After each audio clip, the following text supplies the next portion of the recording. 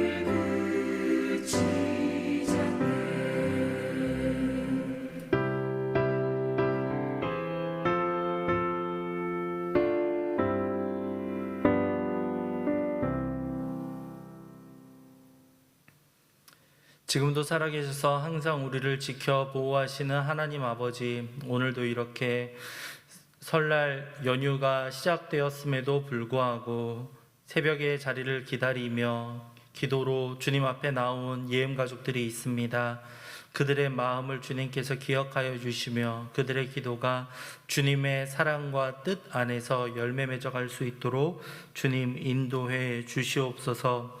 함께 모이지 못하는 안타까운 마음들을 주님께서 기억하여 주시며 이 연휴를 코로나로부터 잘 이겨갈 수 있도록 주님 도와주셔서 우리가 함께 모이지 못하더라도 마음과 뜻만은 하나가 될 수 있는 귀한 시간이 될 수 있도록 주님 도와주시옵소서. 우리 다음 세대를 위해서 기도합니다. 우리 부모 세대가 정말 신앙과 삶의 본이 되어서 우리의 다음 세대에게 정말 좋은 가르침을 베풀 수 있도록 인도해 주시옵소서. 신앙뿐만 아니라 삶에 있어서도 귀한 모습들이 우리의 자녀들에게 온전히 전달되어 갈 수 있도록 주님 도와주시옵소서. 특별히 예배를 대하는 마음과 자세가 잘 전수되어 가기를 간절히 소망합니다. 기도하는 모습, 말씀을 읽으며 실천해가는 모습들이 우리의 자녀들에게 잘 전달되어서 험하고 힘든 이 시대를 잘 헤쳐나갈 수 있는 우리 자녀들이 될 수 있도록 주님 도와주시옵소서. 설날 시간을 정하여서 가정 예배를 통해서 모이는 예언 가족들이 있다면 그들 가운데 함께하여 주시며 말씀을 전하는 이들에게 성령 하나님의 능력을 더하여 주시옵소서. 감사합니다. 이 모든 말씀 주 예수 그리스도의 이름으로 기도하였습니다. 아멘. 이 시간 함께 나눌 말씀은 요한복음 7장 37절에서 마지막 52절까지의 말씀입니다. 요한복음 7장 37절에서 52절까지 말씀입니다. 함께 읽겠습니다. 명절 끝날 곧 큰 날에 예수께서 서서 외쳐 이르시되 누구든지 목마르거든 내게로 와서 마시라. 나를 믿는 자는 성경의 이름과 같이 그 배에서 생수의 강이 흘러나오리라 하시니 이는 그를 믿는 자들이 받을 성령을 가리켜 말씀하신 것이라. 예수께서 아직 영광을 받지 아니하셨으므로 성령이 아직 그들에게 계시지 아니하시더라. 이 말씀을 들은 무리 중에서 어떤 사람은 이 사람이 참으로 그 선지자라 하며 어떤 사람은 그리스도라 하며 어떤 이들은 그리스도가 어찌 갈릴리에서 나오겠느냐. 성경에 이르기를 그리스도는 다윗의 씨로 또 다윗이 살던 마을 베들레헴에서 나오리라 하지 아니하였느냐 하며 예수로 말미암아 무리 중에서 쟁론이 되니 그 중에는 그를 잡고자 하는 자들도 있으나 손을 대는 자가 없었더라. 아랫사람들이 대제사장들과 바리새인들에게로 오니 그들이 묻되 어찌하여 잡아오지 아니하였느냐. 아랫사람들이 대답하되 그 사람이 말하는 것처럼 말한 사람은 이때까지 없었나이다 하니 바리새인들이 대답하되 너희도 미혹되었느냐. 당국자들이나 바리새인 중에 그를 믿는 자가 있느냐. 율법을 알지 못하는 이 무리는 저주를 받은 자로다. 그 중에 한 사람 곧 전에 예수께 왔던 니고데모가 그들에게 말하되 우리 율법은 사람의 말을 듣고 그 행한 것을 알기 전에 심판하느냐. 그들이 대답하여 이르되 너도 갈릴리에서 왔느냐. 찾아보라. 갈릴리에서는 선지자가 나지 못하느니라 하였더라. 아멘. 하나님의 은혜와 사랑이 우리 예언 가족들 가운데 함께할 수 있기를 바랍니다. 오늘의 말씀은 생수의 강이 되시는 예수 그리스도에 대한 이야기를 함께 나누어 보려고 합니다. 오늘 말씀의 시작은요, 명절이라고 되어 있는데 이 유대인들에게는 초막절 마지막 날이었다라고 보시면 되겠고요. 이 날이 되면 제사장들이 실로암 목가에서 물을 길러서 제단을 7바퀴 돈 후에 물을 붓는 그러한 모습들이 있었습니다. 에스겔이 그 환상을 보았던 것처럼 생명의 물이 제단으로부터 흘러나오는 것을 상징하는 그러한 모습이었다고 보시면 되겠고요. 이러한 배경을 예수님께서는 다 알고 계셨기 때문에 이들을 향하여서 37절에서처럼 이렇게 말씀을 하셨던 겁니다. 명절 끝날고 큰 날에 예수께서 서서 외쳐 이르시되 누구든지 목마르거든 내게로 와서 마시라.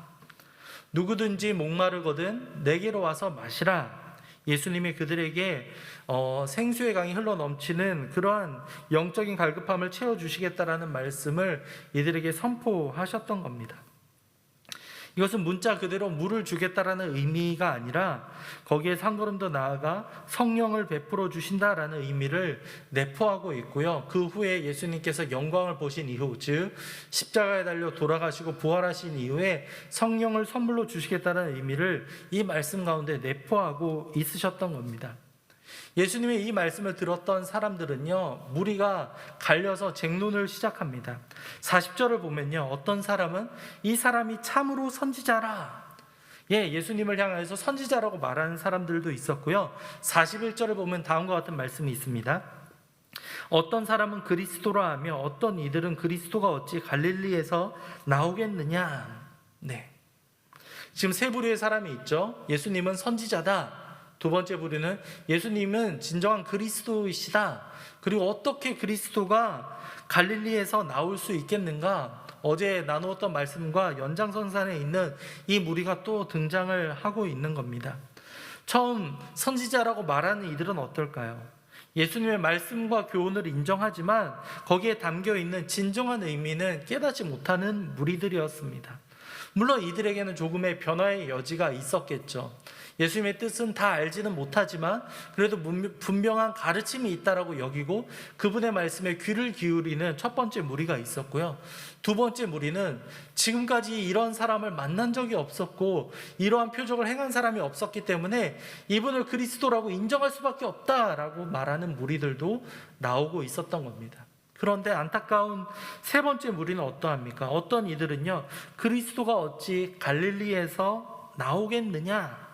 어제 말씀에서처럼 시골 땅에서 선한 것이 하나도 나올 수 없는 그곳에서 예수 그리스도께서 태어나실 리가 없다라고 단정을 지어버리고 있는 겁니다. 그들이 이렇게 말하는 근거는 놀랍게도 성경이었습니다. 42절을 보면요, 성경에 이르기를 그리스도는 다윗의 씨로 또 다윗이 살던 마을 베들레헴에서 나오리라 하지 아니하였느냐. 놀랍게도 이들은 성경의 예언 말씀을 그대로 알고 있었고 눈앞에 바로 그분 다윗의 씨로 오셨고 베들레헴에서 태어나신 이가 있었음에도 불구하고 예수님이 주로 살아오셨던 그 고향에 대한 이야기, 갈릴리 마을만을 생각하면서 그분에 대한 지식이 부족했고 그분에 대한 탐구나 여러 가지 상황들이 부족했기 때문에 예수님을 인정하지 않고 있었습니다. 사실에 대한 연구나 예수님에 대한 진정한 가르침에 귀를 기울이는 것보다 그들이 가지고 있는 성경적인 지식으로 예수님은 그리스도가 아니다라고 딱 판명을 내려버리고 귀를 닫아버렸던 겁니다. 너무나도 안타까운 상황이죠. 예수님이 주실 수 있는 풍성한 은혜를 이들이 누릴 기회가 바로 주어져 있음에도 불구하고 그들은 그 은혜의 길로 나아가지 못합니다. 어제 말씀에서처럼 대제사장과 바리새인들이 예수님을 잡아오라 이렇게 보낸 무리들도 있었죠. 그런데 놀라운 것은요, 그들의 변화입니다. 아랫사람들을 보냈었다라고 말씀을 드렸었는데요, 46절을 보면 예수님을 잡으려고 갔던 사람들이 어떻게 대답하는지 주목해 보시기 바랍니다. 46절입니다. 아랫사람들이 대답하되 그 사람이 말하는 것처럼 말한 사람은 이때까지 없었나이다 하니. 이들은 예수님의 가르침을 받고 감명을 받고 변화를 경험하였던 겁니다. 예수님을 잡아가려고 했었지만 물론 하나님께서 정하신 때가 안 되었기 때문에 예수님을 잡지 못한 것도 있었고요.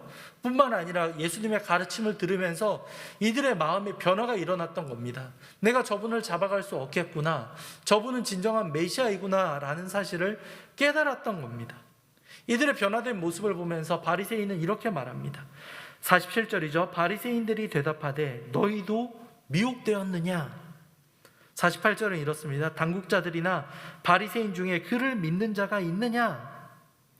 그들에 대해서 율법을 알지 못하는 이 무리는 저주를 받은 자로다 라고 말하고 있습니다.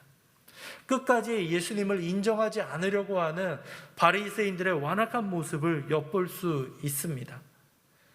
성경에는 은혜의 바로 물결이 자기 눈앞에서 펼쳐지고 있고 하나님의 놀라운 기적이 일어나고 있음에도 불구하고 그 마음의 문이 닫아져 버리고 하나님에 대한 믿음이 커져가지 않아서 그대로 머물러 있거나 퇴보해버리는 수많은 이들이 등장합니다. 오늘 말씀에서는 바리새인들과 당국자들, 이들이었죠. 그들이 보낸 아랫사람들, 명령을 받고 나아간 사람들은 예수님의 말씀을 듣고 변화를 경험합니다.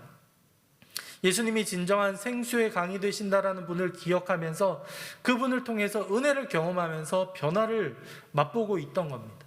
그런데 그 놀라운 역사의 현장에도 불구하고 바리새인들은 끝까지 자기의 마음을 돌이키지 않고 예수님을 적대적으로 바라봅니다. 율법을 주신 하나님께서 보내신 이 아들 예수 그리스도를 알아보지 못하고 그들이 지식적으로는 채워져 있었을지 모르지만 영적인 눈은 완전히 감겨져 있던 것을 우리는 확인할 수 있습니다.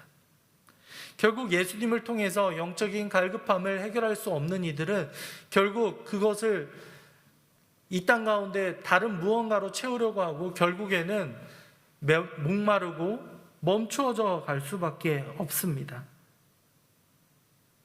세상의 어떠한 것으로도 이 영적인 갈급함을 채울 수 없기 때문입니다.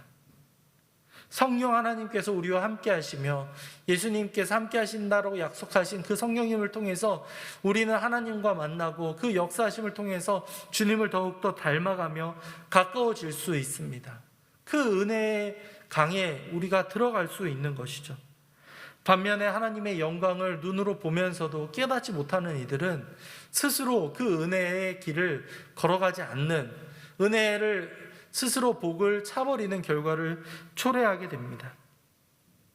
예수님께서는 지금도 생수의 강, 영원히 마르지 않는 강으로 우리를 불러주고 계십니다. 그 누구도 다 이 음성에 귀를 기울이고 반응한다면 은혜의 자리로 한 걸음씩 나아갈 수 있습니다. 지금까지 살아왔던 것들, 그리고 우리의 신분이 어떤지, 지위가 어떤지, 혈통이 어떤 것, 그 어떠한 제약도 상관없이 하나님께서는 우리를 동일하게 똑같은 목소리로 불러주고 계십니다. 우리는 그분의 부르심에 응답하며 그 은혜를 경험할 수 있습니다. 이 기쁜 부르심에 여러분들 꼭 반응해 가실 수 있기를 바랍니다. 영적인 목마름은 오직 예수 그리스도를 통해서만이 그 갈급함이 채워질 수 있습니다. 주님을 통하여서 그 은혜를 경험하며 그것을 진정으로 누릴 수 있는 우리 예언가족들이 될 수 있기를 간절히 소망합니다. 이 시간 말씀을 생각하며 함께 기도하겠습니다. 이 시간 기도할 때에는 생수의 근원이 되시는 예수님을 통해 우리 모두 풍성한 은혜를 경험할 수 있도록 주님 인도해 주시옵소서. 이렇게 기도해 주시고요. 개인적으로 기도하시기 바랍니다. 함께 기도하겠습니다. 사랑하는